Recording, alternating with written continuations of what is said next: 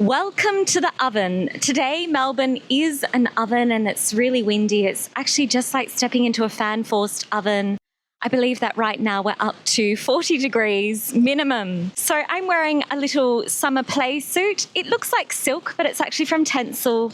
I've got a little belt from Musette, a Romanian brand. My truffle hat, glasses, of course, sunglasses. And I put a little scarf in my hair. Now, this scarf has a backstory. When I was very young, in one of my first jobs, I worked in a French patisserie, and I used to wear this while making bowls of coffee served with croissants for our guests. The patisserie was called Le Paris-Brest, and it was such a wonderful job. I used to love it. I worked there for many years, and this was my scarf that was a self-imposed uniform.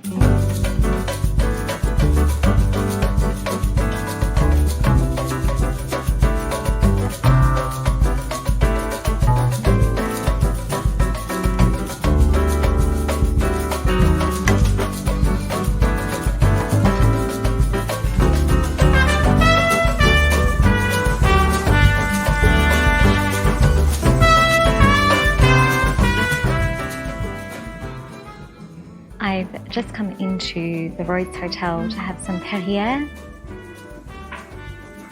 and to cool down, but now I thought it might be a nice moment to mention a perfume that I just discovered yesterday while buying a present for my husband. So I went to the Hermès counter and very kindly was given a little gift and some samples as well.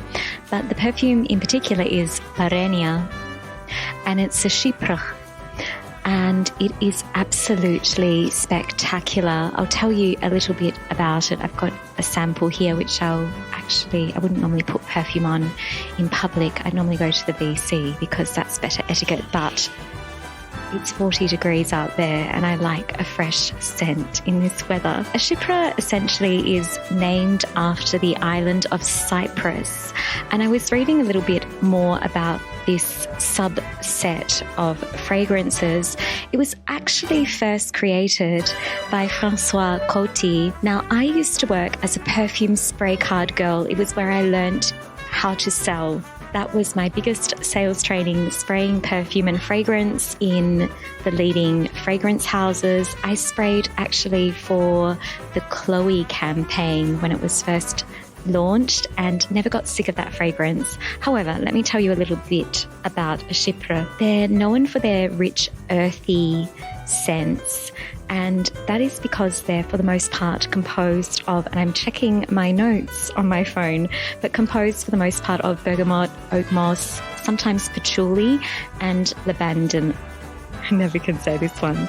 And labdanum. Now, you'd never know I'm a speech pathologist. I should write the phonetics on that one. I actually thought I never really wore them. However, Coco Mademoiselle is probably one of the most well-known Chypres. Perrier was launched, I believe, last year. It is really sensual and spicy, vibrant. It smells a lot like fresh cut foliage. Having grown up with a rose grower father, it really smells like that foliagey smell when big branches are cut and you get that kind of resin-like inflection. I adore it. I never really give away what fragrance I'm wearing at any given time. I like to keep it quite personal and I don't often share the fragrance I'm wearing. However, I thought this was an excellent opportunity to make a recommendation. If you do go and check it out, make sure you let me know what you think. The weather is now 39 degrees, and what better thing to do than hang out in a gallery. So I'm going to go to the State Library of Victoria, and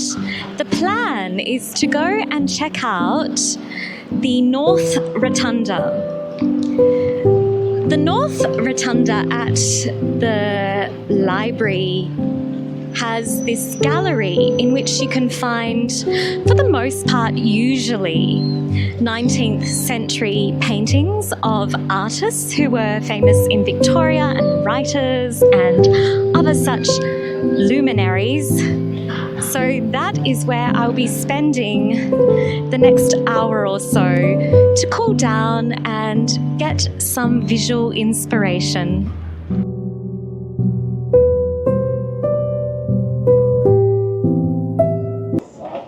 I just got to the library and I needed to change my lenses because the contrast between outdoor and indoor is huge with the bright light and the summer sun.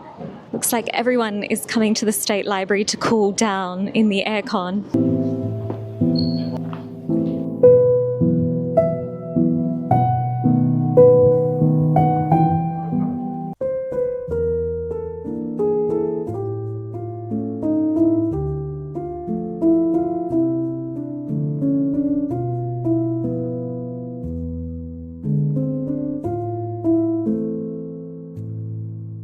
Here we have portraits of early pioneers in Tasmania, and typically at the time, portraits were painted to commemorate a sombre occasion like a funeral or mourning, official mourning for the sitter.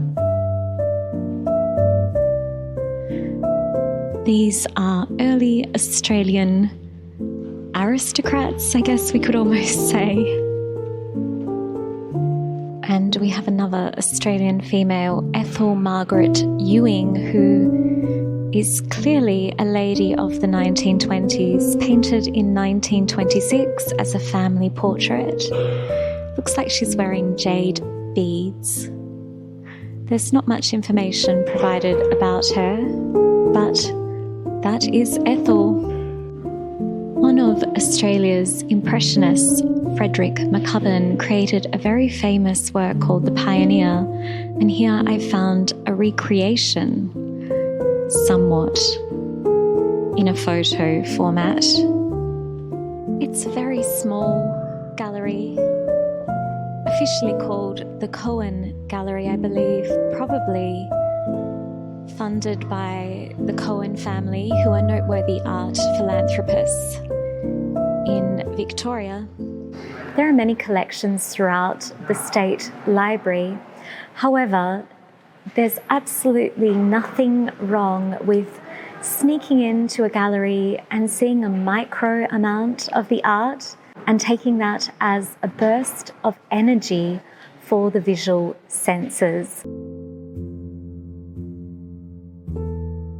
Now that the library's done, it's time to go and get some more green tea. I really feel like making iced green tea matcha using my regular matcha recipe, which, by the way, you can find over on the free tier on my Patreon account.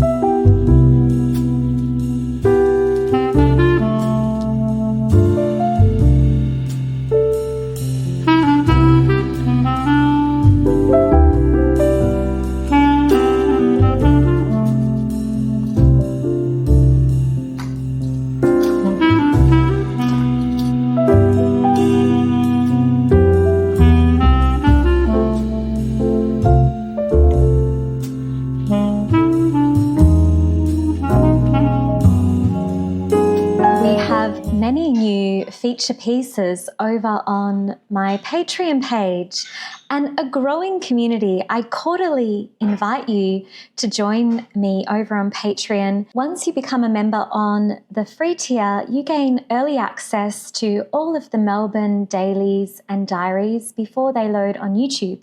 So I tend to load the videos with a little message each week on Friday afternoon and enjoy the content before the weekend begins. You can also find other elements of the collection like recipes under Gastronomica, and so far we're getting a growing number of recipes there. You can click into the post and have all you need to prepare the meals that I'm sharing in the daily videos. So I cordially invite you to join me over on Patreon. At the moment, we have everything under the free tier, but in the future, there'll be some exciting new content available that will be rolling out in 2026, like Eloquence reviews, and so much more.